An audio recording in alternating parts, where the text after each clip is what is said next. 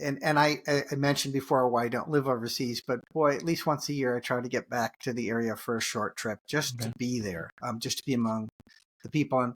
And I let me also add, if you visit any new country for any period of time, but even if it's just a matter of a couple of weeks, if you can get out of the cities, go to the smaller areas off the beaten path, because that's where you really see the country. Nothing wrong with international cities. We all love them. We usually a good base when you land and you're getting oriented. But my experiences with the people in Thailand and Cambodia in the rural areas, to me, have been the richest and most rewarding. So, when I think of, when I think of Thailand or Cambodia, the food's great. We haven't talked about all the wonderful tropical fruits that we don't quite have in the United States, or if you get them, they're imported and not fresh. There's so many things to like about the culture, but for me, it all comes down to a really basic thing. I love the people. I love the interactions I've had with them. They're warm and welcoming and generous people. So that's, to me, the best memories, and still very active. I go back, seeking that company on a regular basis. Well, it's very nice that you still have a contact with it and you still go back after more than 40 years later. That says a lot of how much it marked you. You entered a little bit on the question that I wanted to ask you, and it was like food, drinks. How different was it? But you still miss some of this food, some of these drinks, traditional from Thailand or from Cambodian? So I did refer a little bit to fruit, but let's go back to that 17-year-old kid getting off the plane, and then the next day met up with another world traveler who kindly was showing me the ropes, and we just went out. I had like $50 in my pocket at this point, and no job and no prospects, and managed very carefully. That would sustain you for about a week if you bought just street food. But off we go to buy street food, and he had my travel companion who I met at the airport, another American. He had been to Thailand before, and he was introducing me to the foods. And one of the first things we get is a plate of curry. Now, I grew up in Connecticut in a largely white community, and we had no hot sauce or anything.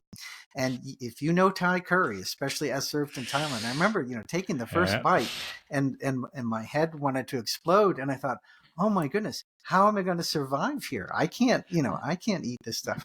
And it's funny. Again, the impact of travel. Anyone who knows me now knows I'm addicted to curry. I love curry. And if I don't get good curry, I start, seeking it out like a drug withdrawal.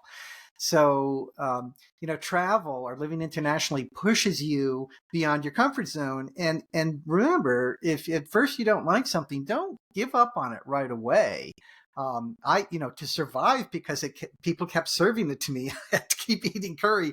And to literally on that first trip, I remember it's like something clicked, and I was eating and going like, actually, I like this. There was no in between. It wasn't a slow transition. Something clicked where, I don't know, I got it. I appreciated it, and now love it. There are so many other times. I mean, things like the fried noodles and the fried rices, those were easier to adjust to from my very, untraveled palate. But, there were other foods too that, even just seeing from my middle class white background in the Northeast of the United States, you get the noodle soups in the morning, and then they'd have tripe in them and other pieces of the animal that I wasn't used to seeing, including, chicken feet. And so it's like, that was all new, but I did have that good youthful attitude that, I put myself here and I should be open to what people are doing here, and I should try things. And so I did. And, did I enjoy everything that was put in front of me? No, but I learned to appreciate almost all of it. I mean, I'm really up to curry also, so I think I would really like to. I've never been to Thailand before, but I take your words. As soon as I land and I go there, first thing that I would do. Although we tried to replicate a little bit the Thai curry here. It's, I assume, never close to the original recipes of Don in So Thailand. So true. Probably where you are, just like in the United States, there's now, there weren't when I went over 44 years ago, but now every small town seems to have a Thai restaurant. But what those Thai restaurants in America have done is over time is turned down the heat and the spice level to accommodate the American tastes. And if I'm lucky and get to talk to the cook and just say, quickly in my limited Thai, hey, I lived in Thailand, I want it like you're making it for Real. a Thai person, then it'll come out like that. But so often I'll order it and I'm disappointed at how bland it is here compared to Thailand. Yeah, can't imagine. So maybe two last questions before we jump to the second part of the episode. The first one would be music. Are you a music person in general? Like, do you remember if there was music involved in life? Because it's one of the common things that a lot of places have, and they have their traditional styles and things. So yes, absolutely. I got to tell you, you ask, am I interested in music? I'm an amateur musician. I'm a singer-songwriter. I live and breathe music. It to me is so therapeutic and always has been. Since my childhood injury, it's one of the ways I coped. And when I was preparing to go to work in a refugee camp in a foreign country in a war zone, I remember talking to my friends, and my friends said, "What are you going to you're not going to have music." Remember, this is even pre-Walkman era. There was it's like not I couldn't bring a Walkman to listen to my music. That would come out a year or two later. And revolutionized my travel experience. But at the time, and then I played piano and guitar, and they said, you're not going to have those there either. So I arrived in the camp, and it, I shouldn't have been surprised, but there are a couple beat up guitars there. And I mentioned to someone, I play guitar. Can I borrow your guitar and play? And one of the most, when I didn't have a lot of language to connect to people, once I started strumming that guitar and singing, say, Beatles songs, which they were familiar with, it was just such a lovely way to sort of break the ice.